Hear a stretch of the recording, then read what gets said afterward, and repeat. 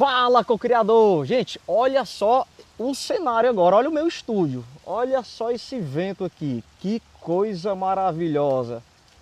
Aqui é uma das melhores escolas de kitesurf. Eu estou aqui do meu lado aqui com o meu professor, meu instrutor, Tomás.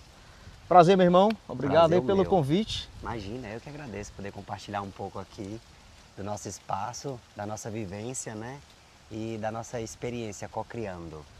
Será que é possível aplicar os conceitos da física quântica, da lei da atração, nos negócios?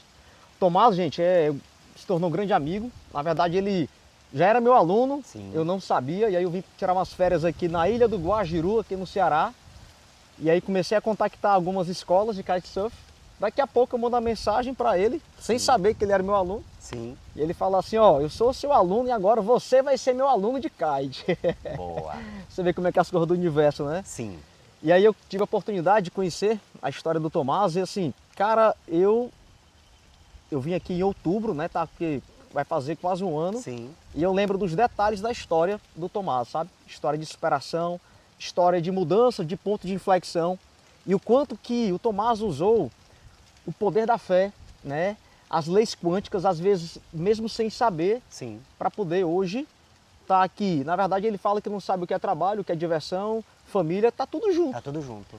Então, irmão, queria que tu compartilhasse um pouco aí com a minha audiência, um pouco da tua história e hoje você conhecendo um pouco mais desse mundo quântico, né, do mundo espiritual, o que é que tu percebe que foi fundamental, Tomás, para tu sair lá de uma vida às vezes um pouco sem graça, né, aquele estresse crônico, e tu hoje está vivendo esse paraíso, meu irmão?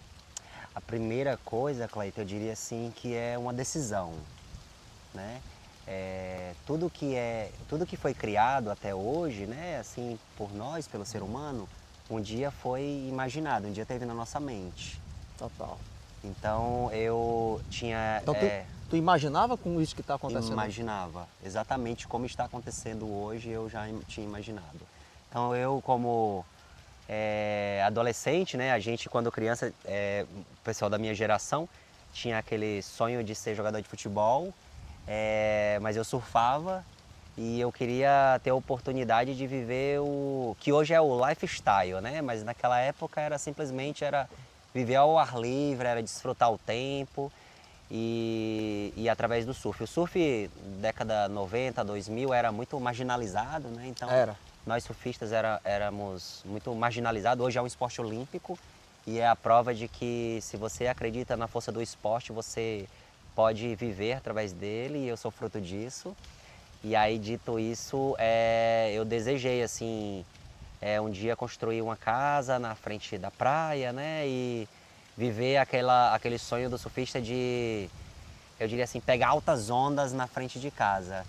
E a Ilha do Guajiru não é altas ondas, mas não deixa de ser, porque é um dos melhores locais do mundo para a prática do kitesurf e para o aprendizado, no meu ver, e de muitas pessoas que rodam o mundo atrás das melhores condições, é o melhor local do mundo para aprendizado do esporte. Então eu descobri esse... É importante só deixar, gente, nós estamos aqui na Beca, um dos melhores picos do mundo para se aprender kitesurf. Né? Então aqui é um lugar privilegiado. que eu faço um paralelo, que é o estado do Ceará. Estado do Ceará. O estado do Ceará é a meca do kitesurf no mundo, é a meca do vento. E aí eu tive a oportunidade de ter eu diria assim, essa decisão de querer morar na beira da praia. Isso foi em 2009. Comecei morando na Tabuba, que é pertinho de Fortaleza, né? Eu tinha aquela vida que muitos de vocês aí eu tenho certeza que tem, que é aquela vida trabalhando em corporações. Inicialmente eu trabalhei no comércio, trabalhei em shopping. E aí um belo dia, viu, Cleiton? Essa história é muito boa. Um belo dia eu saí naquele meu intervalo do shopping e aí eu olhei a lua cheia, né? E ela estava saindo assim, né? Aqui em Fortaleza é muito lindo. E aí eu disse, cara, eu tô perdendo lua cheia, eu tô perdendo pôr do sol, o que eu tô fazendo da minha vida, tá entendendo? Porque você fica naquele loop do cotidiano que é ganhar... Em shopping você não consegue nem ver o céu, né, cara? Você ganha dinheiro, você ganha para pagar conta e você deixa de ser um ser em meio à natureza para ser apenas um sobrevivente, que é o que muita gente faz, né, nessa pegada. Eu não recrimino, Corrida dos ratos. mas é a Rat Race. Mas eu diria para você que existe uma outra forma também de você cocriar a sua vida. E eu, quando adolescente, tinha muito desejo de morar na beira da praia, de ir na frente da minha casa ter um coqueiro, que é o que a gente está aqui debaixo dele. E só que eu não sabia que isso poderia acontecer como profissão. Eu imaginava, como adolescente, que isso iria acontecer como desfrute, né? E isso se desenhou para mim como profissão. Eu comecei a trabalhar com kite em 2009, né, no Vila Galé, lá no Cumbuco. E aí era muito bom, eu solteiro, tá? Eu ganhava a minha grana. Só que eu via que não era só aquilo, né? Eu tinha novos objetivos. Eu tinha o objetivo de ter família, eu tinha o objetivo de ter filhos. E eu via que naquele estilo de vida que eu estava conduzindo a minha vida, isso poderia não me, eu diria assim, não me gerir, não me proporcionar essa família, porque era muita diversão, era muito, enfim, era uma vida bem incompatível, mundana. né? Era incompatível com a minha ideia. E aí foi o que eu fiz, eu decidi entrar no setor das mega construções de parques eólicos. E aí, através disso daí, deu uma mudada, porque eu comecei a conviver com o mundo corporativo, mas corporativo a nível global. Eu comecei a enxergar não mais o lifestyle, mas era eu profissional dentro de um ambiente da sustentabilidade. Então, onde eu estava impactando o mundo positivamente através da minha profissão, né? Eu sou mecatrônico também, como você, né? Somos mecatrônicos. Somos mecatrônicos, eu sou técnico em mecatrônica. E aí eu tive a minha primeira experiência trabalhando na Taíba, que era uma praia onde eu ia surfar, eu ia velejar. E ali agora eu estava trabalhando em uma multinacional, que tinha uma série de coisas agregadas que era muito bom, tipo moradia, um salário muito bom. Isso aí que ano? Só para Ano de 2012. 2012. 2012. Então eu fiquei trabalhando em 2009, 10 e 11 na região lá do Cumbuco. Em 2012 eu entrei nos parques eólicos e fiquei por volta até 2016, que foi aqui em Itarema. E aí eu passei por diversos parques eólicos, tive a oportunidade de montar também plantas fotovoltaicas, né, que na época era uma coisa ainda muito embrionária, era aqui no Brasil e no Ceará especialmente. E daí chegou um momento dentro da minha profissão que eu adorava, eu tinha muita liberdade, eu subia nas máquinas, eu fazia o que a gente chama de mecânica completa, né, que é a mechanic completion. Então eu tinha uma profissão empolgante, eu adorava o que eu fazia, o meu ambiente de trabalho era saudável e maravilhoso em vários aspectos, mesmo sendo um ambiente corporativo. Mas chegou um momento que eu ia ter que me transferir dessa coisa maravilhosa que é o litoral do estado do Ceará e do vento, né, aqui no nosso estado. E aí eu ia ter que ir para Bahia. É um local ermo, que é Ourolândia. O nome do local. Aí nessa época tu já praticava, tu continuava, praticava o teu kite? Sempre pratiquei o kite. Foi o kite que me conduziu para a entrada nos parques eólicos, né? Eu comecei o kite meados de 2008, 2007 para 2008. E essa oportunidade que eu tive na eólica foi 2011 para 2012. E aí no ano de 2016 eles queriam me transferir para Bahia e eu não queria ir porque eu estava na expectativa de ir para um parque em Paulino Neves, que é os Pequenos Lençóis Maranhenses, e continuar na Rota do Vento.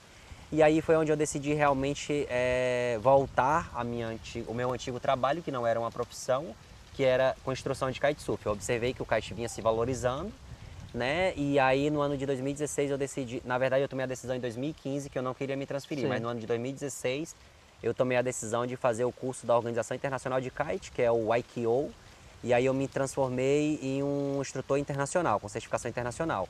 Isso valorizou muito o meu trabalho, né? Eu era hoje são poucos instrutores que têm essa certificação aqui pouquíssimos, no Ceará. Na época também, são poucos os cearenses que têm essa certificação. E aí eu tive a oportunidade de fazer o curso do IKO e através disso uma coisa que eu nunca imaginei que era ser dono de uma escola de kitesurf. Eu me imaginava sendo um super instrutor, sendo reconhecido, estando ali no topo entre os melhores instrutores do Brasil. E aí quando de repente eu me vi dono de uma escola de kitesurf. E aí, naturalmente, quando você é dono de um negócio, você quer escalar e você quer, né, ganhar dinheiro. Muda um pouco a cabeça, né? Exatamente. Você quer ganhar dinheiro e aí você começa a ter metas mais audaciosas. E aí eu coloquei como meta eu estar dentro de isso começou a escola no ano de 2018, a escola com espaço físico, porque antes eu era dentro de um bug. Eu coloquei como meta dentro de 5 anos eu estar entre as top 10 escolas do Brasil. Já era aqui na Ilha do Guajiru? Já era na Ilha do Guajiru. Todo esse tempo de instrutor profissional da Organização Internacional de Kite foi na Ilha do Guajiru. Sim. Tá? Então, assim, no ano 20, aí veio o ano 20, veio a pandemia. E a pandemia foi muito interessante, porque a pandemia, ela foi, sem dúvida, uma das maiores crises humanitárias depois da Segunda Guerra Mundial, né, na nossa geração. A nossa geração, na verdade, ela só pegou uma grande crise mundial, que foi a pandemia, né? Que aí a gente não sabia qual o rumo ia dar ao turismo, né? E aí teve essa pegada das lives. Então, as lives foi eu diria assim, uma porta gigantesca de oportunidades, que aí a gente começou, quem teve a atitude caiu para dentro da rede social, né, do YouTube, do Instagram, para fazer as lives. E através das lives a gente conseguiu ter boa visibilidade, a gente começou a entrevistar pessoas, eu diria, muito fora do ambiente do kite, de quem vivencia o kite, mas ao mesmo tempo eram pessoas que eram praticantes, ex-alunos ou profissionais que trabalhavam com o kite, desde bombeiros emergencistas, né, com o projeto Kitesurf Guarda-Vidas, como o pessoal do CIOPAE, que é a Companhia de Resgate de Helicóptero, como jornalistas de grandes mídias, né, do Brasil, televisiva. Então isso deu muita visibilidade pra gente, pro nosso trabalho. Você que ia atrás dessas pessoas? Eu que ia atrás, eu tinha um contato, alguns deles tinham sido meus alunos. Você entrevistava eles? E eu entrevistava essas pessoas. E aí, através disso, começaram a surgir os patrocinadores. Então, dentro de um ambiente de crise, a gente viu uma oportunidade. Uma oportunidade muito grande. Caramba. Foi muito bacana essa época. Então, assim, ó, eu me coloquei 5 anos com essa meta audaciosa de estar entre as 10, eu diria assim, mais conhecidas escolas do Brasil, para no ano 20 a gente deu essa explosão e a gente ficou ali, eu diria, entre a top 3, top 2 escolas de fama no Brasil. Então isso deu muita visibilidade para o nosso trabalho, a gente começou a atender mais de 800 alunos por ano.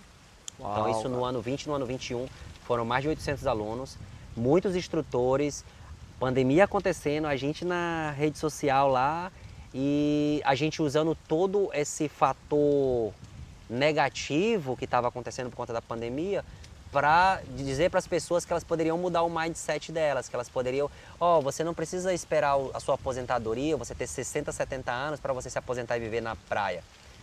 Você pode fazer isso agora, você pode fazer isso amanhã. E isso, de fato, impulsionou muita gente a vir morar na Ilha do Guajiru, a comprar terrenos no estado do Ceará. Se eu fosse enumerar para você, eu tenho mais de 20 casos desse tipo, de pessoas que fizeram aula comigo e hoje são donos de pousadas, são donos de casas, construíram escolas, viraram instrutores. Eu tenho desde filhos de fazendeiro do Mato Grosso, ou Mato Grosso do Sul, que a tendência natural da vida era herdar a fazenda dos pais. E hoje eles são instrutores de kitesurf na Taíba. O interessante que eu percebi aqui, Tomás, nesse esporte, eu estou aprendendo ainda, né, kite, são infinitas fases, né? Então, estou ali na minha fase, respeitando o processo. Boa. E você aprende muito, né, cara? Esse esporte, assim como quase todos os esportes, mas o kite, né? Inclusive ontem o Tomás me dava umas aulas e ele falava: Leiton, segue o flow. Eu tentando colocar força, né? Força na barra.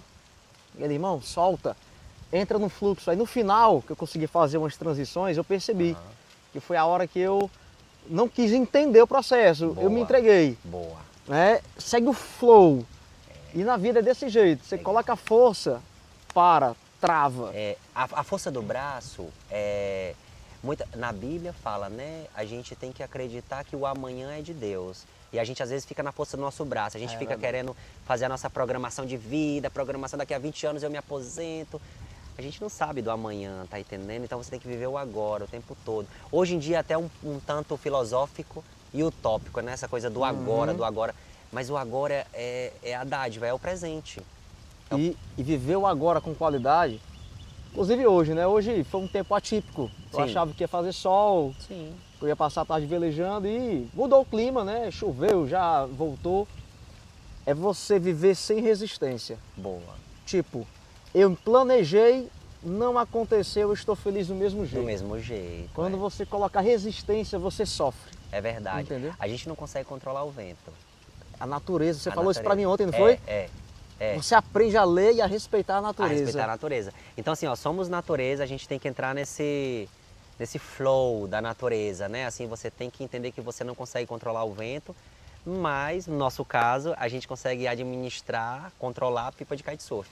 E tem coisas na nossa vida, e aí a gente faz muito paralelo na aula de kitesurf, que tem coisas na nossa vida que às vezes está dando muito trabalho, tem coisas às vezes que não é nem pra gente, e no kite quando está dando muito trabalho, tu pode simplesmente Solta a barra. soltar a barra. É, Tá solta a entendendo? barra. E se tá te dando mais. É a situação mais segura que tem. É. Solta tudo, solta a barra. A frase mais famosa no mundo do kite, eu diria que é solta a barra. É a frase mais famosa do mundo do kitesurf. Então, assim, tem coisas na vida que a gente acaba oferecendo resistência. E o que acontece se eu puxar muito, hein? Piora a situação. Piora a situação. Mais força. Que é às vezes o que acontece na nossa vida. Tem situações que é pra gente largar, abrir mão e a gente fica agarrado, se apegando. Travado. E aí acaba que você não consegue estar aberto para as novas oportunidades que a vida mesmo vai te trazer. Tem coisas, e eu acredito isso cada vez mais, que Deus está te botando aquilo para que você pare ali. Está colocando uma dificuldade para que você pare. Às vezes está te colocando uma crise, seja ela financeira, seja ela emocional, que é para dali você aprender. Você concorda comigo que é muito difícil você aprender com as coisas dando certo, com o que está fácil? Quando eu falo dando certo, é com o que está fácil. Às vezes é a dificuldade que faz você amadurecer. Você avança. E muitas vezes eu tenho um planejamento do que eu acredito que é o correto, mas é da minha mente. O universo, gente, é tão complexo. Tomás, hoje, do universo inteiro, 96% do universo é matéria e energia escura. Ou seja, o cientista não consegue nem medir. Nós conhecemos 4% do universo. Olha só. Então eu coloco aquela realidade, uma expectativa da minha cabeça e eu falo que aquela é a melhor para a minha vida. Será que é melhor? Então quando as coisas não vão bem, talvez é para você, mas para Deus, para o universo, é a melhor coisa que teve que acontecer. É verdade, é verdade. Eu lembro na Petrobras, cara, eu me deparei com várias situações que minha vida tá no inferno, inferno.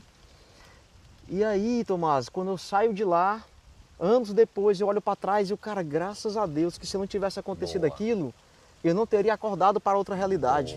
Boa. Então, a pergunta é, né, que eu deixo para os espectadores, você tem essa capacidade de ser humilde a tal ponto de estar no meio do caos e acreditar que a coisa tinha que acontecer do jeito que está acontecendo? Pro seu melhor. Pro seu melhor. A vida é cíclica. Então tudo, ela tem que ter um começo, um meio e também tem que ter um fim. Você tem que entender e respeitar quando chegar ao fim, em tudo. Verdade. Ao mesmo tempo, você também, de novo, tem o poder de optar, de continuar agarrado, de querer continuar no seu tempo. Só que muitas vezes a bênção, que é para estar chegando naquele momento, vai ser adiada, porque você está resistindo. Perfeito, cara, legal isso aí, hein? É como se Deus tivesse, eu faço essa analogia às vezes, como se Deus, você tá ali quebrando a cabeça, querendo sair lá daquela sala que você tá preso e tem duas portas. Eu era assim, a minha esposa tá ali, né, amor? Botava muita força em tudo, Tomás, em tudo, muita força, muita energia. E aí, às vezes, cara, solta, relaxa, entrega, confia. Aí eu olhava pro lado, caramba, tá aqui a porta. É só abrir a porta, por que eu quero atravessar a parede? Então a vida às vezes se torna difícil porque a gente está resistindo o tempo todo. E sofrendo. Tem uma frase que até é do budismo que fala, né, que a dor é inevitável, mas o sofrimento é opcional. Boa. Então a dor vai acontecer, mas você é que potencializa aquela dor e eterniza o que se gera o sofrimento. Certo. Se eu aceito, o sofrimento acaba. Legal. Furou o pneu do carro, cara, eu posso reclamar, cara, porque comigo, logo comigo, eu tô atrasado. Vai sofrer, meu amigo, um dia todo. Mas ok. O que é que eu posso fazer agora? Vou trocar o pneu, vou ligar para alguém. Então, às vezes esses atrasos, muitas vezes, é a vida te pedir, nossa, se tu continuasse, podia ter algo lá na frente que não seria eu bacana. acredito demais. Então, muitas vezes a gente tem que trabalhar na gente mesmo a aceitação, porque a gente quer as coisas muito no nosso tempo, muito no nosso controle, e nem tudo, na verdade, nada está sob controle, nada. Eu falo, nós somos, e aí entra até um paradoxo às vezes, Tomás, até eu te perguntar, quando você desejou tudo isso, porque desejar às vezes é só mental. Você certamente, para chegar onde você chegou, ter uma escola com o renome que tem, o Tomás já foi instrutor, gente, grandes players do Brasil, que a gente não vai aqui citar nomes, mas você não só desejou, você vibrou, você acessou. Verdade. Foi ou não foi? Foi. só acessa assim, cara. Só acessa assim. Antes de novo, antes de ser construído, foi imaginado. Então imagine você que você pode viver os seus melhores sonhos e acredite fielmente e vá na direção dele que as coisas acontecem. E acima de tudo, coloque Deus à frente de tudo. Ele falou algo interessante, vou repetir aqui, já estamos aqui caminhando para o final. Ele imaginou para poder criar. Tudo no universo um dia foi imaginado, né? Sim. Inclusive é bíblico, né? Deus, ele Sim. imaginou, desejou que haja luz, que haja os animais terrestres, os répteis. E com a voz se fez acontecer. Com a palavra, Criou né? Com a palavra. Exato, o Fez verbo. acontecer. E aí, Tomás, você não só imaginou, mas você acessou aquela realidade. Sim. Porque quanticamente, as realidades, elas existem em potencial. Quando eu vibro naquilo, tipo, eu tô... Até vou contar uma história que foi até do Lai Ribeiro, que ele fala o seguinte. Imagine que na sexta-feira você chega em casa e vai conferir o bilhete da loteria. Você ganhou. Caramba, eu sou milionário. Só que o dinheiro só vai ser liberado segunda-feira, ok? Então não vai ter esse dinheiro no final de semana. Como é que você estaria emocionalmente durante esses 2 dias, 3 dias? Uma vibração, né? Caramba, eu tô rico, eu tô rico, eu tô rico. Aí ele fala assim, se você conseguir desenvolver essa mesma vibração sem ter ganhado, as chances de você ganhar são altíssimas. Boa. Porque você tá vibrando, Você acessou. já é. Você Eu não já quero, é. já é. Eu já tenho. Foi você que falou que o pedir... Fala de novo pra gente, por favor. Que o pedir é mais baixa frequência do que A raiva. a raiva. Porque assim, tem uma escala de frequência que é de um cientista chamado David Hawkes. É um Legal. psicólogo americano que ele conseguiu catalogar a frequência das emoções. E o desejo, ele está ali perto da raiva, né? Tem ali embaixo apatia, medo, aí vem orgulho. E aí me chamou muita atenção na época, eu fui ler o livro dele, chamado Força e Poder. E aí ele fala que a frequência do desejo é uma frequência bem mais baixa do que da alegria, do amor, até da raiva. Porque quem deseja muito, quem quer, é porque não tem. Boa. Então eu só quero algo, tipo, eu quero me curar, é porque eu estou vibrando na doença. Então desejar apenas é uma frequência de escassez, de falta. É o que se chama lei do efeito contrário. Então eu não só tenho que desejar, mas eu tenho que me sentir grato por aquilo que ainda não tenho. Eu vou entrar naquela frequência. Eu entro, eu vibro naquilo. É fácil? Não é. Boa. Mas Aí é a gente possível. pega aquele paralelo de Jesus, né? Que Jesus ele não pedia, ele já orava agradecendo pelo que ele tinha. Já, cara, em várias passagens. Várias passagens. Eu lembro bem lá da multiplicação dos pães e dos peixes. E eu gosto de estudar muito o evangelho, cara. E aí ele fala exatamente isso. Ele olha para o céu e agradece. Pai, eu te dou graças por isso, por isso. Ou seja, já está lá. Então ficar pedindo em súplicas quanticamente não é tão legal, não é tão legal. Certo. O correto é, entra na frequência, vibra. Por isso que temos que agradecer por algo que ainda não foi materializado, mas que está lá. Que já existe, a gente só tem que acessá-lo. São várias dimensões. A dimensão do reino é uma dimensão. Certo. Só que eu tenho que me manter conectado com ela vibracionalmente para tornar aquilo uma realidade material, palpável. Muito interessante.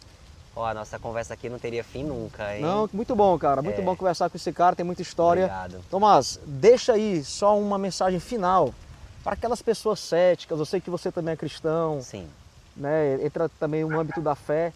Sim. Mas se você fosse dar um conselho para uma pessoa que já tentou, quebrou a cabeça, está desanimada, parou de sonhar, o que é que você diria para ela? Eu diria assim, primeiro, nunca deixe de sonhar. Os sonhos, eles nos movem, né? Acredite nos seus sonhos, tá? E eu diria sempre assim, imagine que você está vivendo o melhor, porque você, desde quando você acorda, você só tem motivo para agradecer.